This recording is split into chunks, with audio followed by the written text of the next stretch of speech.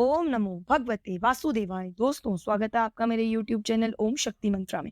दोस्तों, आज की वीडियो में मैं आपसे शेयर करूंगी गुरुवार बृहस्पतिवार की पौराणिक व्रत कथा के बारे में। दोस्तों, इस कथा को सुनने से और करने से विशेष फल की प्राप्ति होती है, मनवांछित इच्छाएं पूरी होती हैं। तो सीधा पढ़ते हैं व्रत कथा की ओर।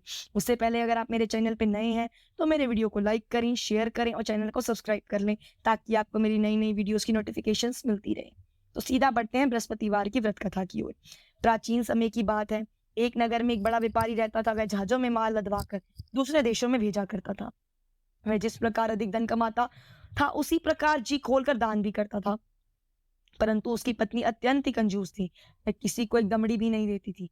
एक बार सेठ जब दूसरे देश व्यापार करने गया तो पीछे से बृहस्पति देव ने साधु वेश में उसकी पत्नी से भिक्षा मांगी। व्यापारी की पत्नी बृहस्पति देव से बोली, ये साधु महाराज, मैं इस दान और पुण्य से तंग आ गई हूँ। आप कोई ऐसा उपाय बताएं जिससे मेरा सारा धन नष्ट हो जाए और मैं आराम से रह सकूं। मैं यहाँ धन लुटता हुआ नहीं देख सकती। बृहस्पति देव ने कहा, हे देवी, तुम बड़ी विचित्र हो। संतान और धन से कोई भी दुखी नहीं होता। अगर अधिक धन है तो इसे शुभ कार्यों में लगाओ। कुंवारी कन्याओं का विवाह कराओ, विद्यालय और बाग बगीचों का निर्माण करो। ऐसा पुण्य कार्य करने से तुम्हारा लोक परलोक सार्थक हो सकता है। परंतु साधु की इन बातों से व्यापारी की पत्नी को खुशी नहीं। उसने कहा, मुझे ऐसा धन की आवश्यकता नहीं है जिसे मैं दान दूं। उसके बाद तब बृहस्पति देव बोले, यदि तुम्हारी ऐसी इच्छा है तो तुम एक उपाय करना। 7 बृहस्पतिवार घर को गोबर से लीपना, अपने केशों को पीली मिट्टी से धोना, केशों को धोते समय स्नान करना, व्यापारी से हजामत बनाने को कहना, भोजन में मांस मंदिरा खाना, कपड़े अपने घर में धोना। ऐसा करने से तुम्हारा सारा धन नष्ट हो जाएगा। इतना कहकर बृहस्पति देव अंतर ध्यान हो गए। व्यापारी की पत्नी ने बृहस्पति देव के कहे अनुसार 7 बृहस्पतिवार वैसे ही करने का निश्चय किया। केवल 3 बृहस्पतिवार ही बीते थे कि उसकी समस्त धन संपत्ति नष्ट हो गई। वह परलोक सिधार गई। जब व्यापारी वापस आया तो उसने देखा कि उसका सब कुछ नष्ट हो गया है। उस व्यापारी ने अपनी पुत्री को सत्वाना दी और दूसरे नगर में जाकर बस गया। वहां वह जंगल में लकड़ी काट कर लाता और शहर में बेच रहा था। इस तरह वह अपना जीवन व्यतीत करने लगा। एक दिन उसकी पुत्री ने दही खाने की इच्छा प्रकट की, लेकिन व्यापारी के पास दही खरीदने के पैसे नहीं थे। वह अपनी पुत्री को आश्वासन देकर जंगल में लकड़ी काटने चला गया। वहां एक वृक्ष के नीचे बैठ अपनी पूर्व दिशा पर विचार कर रोने लगा। उस दिन बृहस्पतिवार था। तभी वहां बृहस्पति देव साधु के रूप में सेठ के पास आए और बोले, हे मनुष्य, तू इस जंगल में किस चिंता में बैठा है? व्यापारी बोला, हे महाराज, आप सबको जानते हैं। इतना कहकर व्यापारी अपनी कहानी सुनाकर रो पड़ा। बृहस्पति देव बोले, देखो बेटा, तुम्हारी पत्नी ने बृहस्पति देव का अपमान किया था, इसी कारण तुम्हारा यह हाल हुआ है। लेकिन अब तुम किसी प्रकार की चिंता मत करो।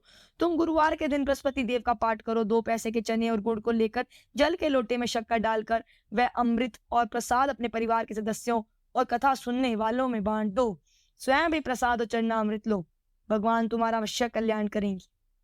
साधु की बात सुनकर व्यापारी बोला, महाराज, मुझे तो इतना भी नहीं बचता कि मैं अपनी पुत्री को दही लाकर दे सकूं। इस पर साधु जी बोले, तुम लकड़ियां शहर में बेचने जाना। तुम्हें लकड़ियों के दाम पहले से चौगुने मिलेंगे, जिससे तुम्हारा सारा कार्य सिद्ध हो जाएंगे। उसने लकड़ियां काटी और शहर में बेचने के लिए चल पड़ा। उसकी लकड़ियां अच्छे दाम में बिक गई, जिससे उसने अपनी पुत्री के लिए दही लिया और गुरुवार की कथा हेतु चना गुड़ लेकर कथा और प्रसाद बांटकर स्वयं भी खाया। उसी दिन उसे उसकी सभी कठिनाइयां दूर होने लगी। परंतु अगले बृहस्पतिवार को वह कथा करना भूल गया। अगले दिन वह राजा के नए एक बड़े यज्ञ का आयोजन कर पूरे नगर के लोगों के लिए भोज का आयोजन किया। राजा की आज्ञा अनुसार पूरा नगर राजा के महल में भोज करने गया, लेकिन व्यापारी व उसकी पुत्री तनिक विलंब से पहुंचे। अंत उन दोनों को भी राजा ने महल में ले जाकर भोजन कराया। जब वे दोनों लौट कर आए तब रानी ने देखा कि उसका खूंटी पर टंगा हार गायब है। रानी को व्यापारी और उसकी पुत्री पर संदेह हुआ कि उसने हार उन दोनों ने ही चुराया है। राजा की आज्ञा से उन दोनों को कारावास की कोठरी में कैद कर दिया गया। कैद पर में पढ़कर दोनों अत्यंत दुखी हुए। वहां उन्होंने बृहस्पति देवता का स्मरण किया। बृहस्पति देव ने प्रकट होकर व्यापारी को उसकी भूल का आभास कराया और उन्हें सलाह दी कि तुम गुरुवार के दिन कैद खाने के दरवाजे पर तुम्हें 2 पैसे मिलेंगे। उनसे तुम चने और मुनक्का मंगवा कर विधि पूर्वक बृहस्पति देवता का पूजन करना। तुम्हारे सब दुख दूर हो जाएंगे। बृहस्पतिवार को कैद खाने के द्वार पर उन्हें 2 पैसे मिले। बाहर सड़क पर एक स्त्री जा रही थी। व्यापारी ने उसे बुलाकर गुड़ और चने लाने को कहा। इस पर वह स्त्री बोली, मैं अपनी बहू के लिए गहने लेने जा रही हूँ, मेरे पास समय नहीं। इतना कहकर वह चली गई। थोड़ी देर बाद वहां से एक और स्त्री निकली। व्यापारी ने उसे बुलाकर कहा कि हे बहन, मुझे बृहस्पतिवार की कथा करनी है, तो मुझे 2 पैसे का गुड़ चना ला दो।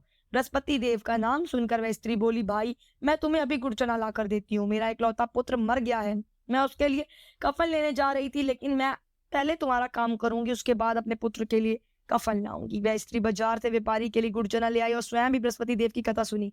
कथा के समाप्त होने पर वह स्त्री कफन लेकर अपने घर गई। घर पर लोग उसके पुत्र की लाश को राम नाम सत्य कहते हुए शमशान ले जाने की तैयारी कर रहे थे कि स्त्री बोली, मुझे अपने लड़के का मुख देखना है।